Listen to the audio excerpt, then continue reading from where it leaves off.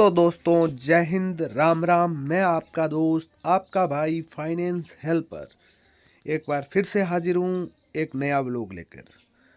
तो दोस्तों आज मैं आपको बताऊंगा जो बाज़ार में रिकवरी एजेंट फिरते हैं, जो रिकवरी एजेंट घूम रहे हैं, उनका क्या रोल होता है, कैसे वो ईएमआई कलेक्ट करते हैं, क्या क्या उनका कोड ऑफ कंडक्ट है, किस प्रकार से वो कस्टमर के साथ बात कर सकते हैं और कैसे कलेक्शन कर सकते हैं।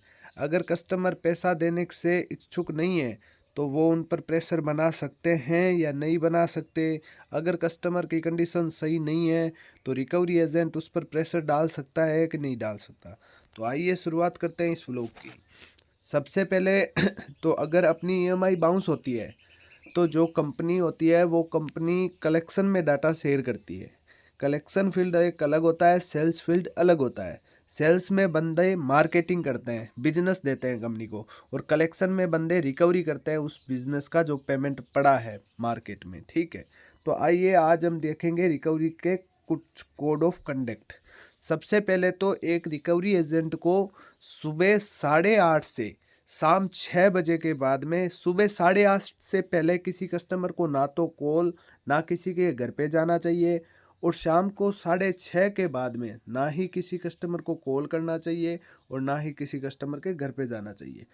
और दूसरी बात ये, अगर कस्टमर का ईएमआई बाउंस हो गया तो उसका कस्टमर उस रिकवरी एजेंट को कॉल करके बताया कि मेरा ईएमआई बाउंस हो गया, मैं इतने तारीख को पेमेंट दूंगा, तो उससे पहले वो रिकवरी एजेंट ना तो कस्टमर के घर पे जा सकता है ना ही उसको कॉल कर सकता है। अगर वो रिकवरी एजेंट कस्टमर को मिसबिहेव कर रहा है या प्रेशर दे रहा है, बोला आज के आज पैसा दो, तो जो कस्टमर है वो आरबीआई गाइडलाइन के अकॉर्डिंग अपनी नज़दीकी शाखा में जाकर उस बंदे की कंप्लेन भी करवा सकता है और उसके खिलाफ लीगल एक्शन भी ले सकता है, और कंपनी को ये बता सकता है कि मेरी कंडीशन डाउन है, मैं अभी पैसा जमा नहीं करा सकता, फिर भी आपके रिकवरी एजेंट मेरे को परेशान कर रहे हैं।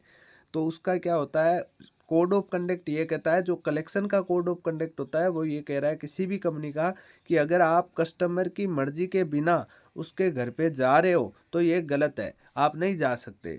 ठीक है, अगर रिकवरी एजेंट आपको प्रेशराइज कर रहा है तो आप आरबीआई को ट्वीट करो, आप गाइडलाइन है जो पढ़ो, उसके बाद में ट्वीट करो कंपनी को कि आपका ये रिकवरी एजेंट है, ये हमें परेशान कर रहा है, या ये उसका मैनेजर है, ये हमें परेशान कर रहा है। कोई भी कंपनी ये नहीं बोलती कि आप हार्ड रिकवरी करो, क्योंकि कस्टमर की कंडीशन कभी भी डाउन हो सकती है। कंपनी भी ये चीज़ समझती है कि अगर कस्टमर की कंडीशन डाउन होगी तो वह कैसा पैसा कैसे भरेगा।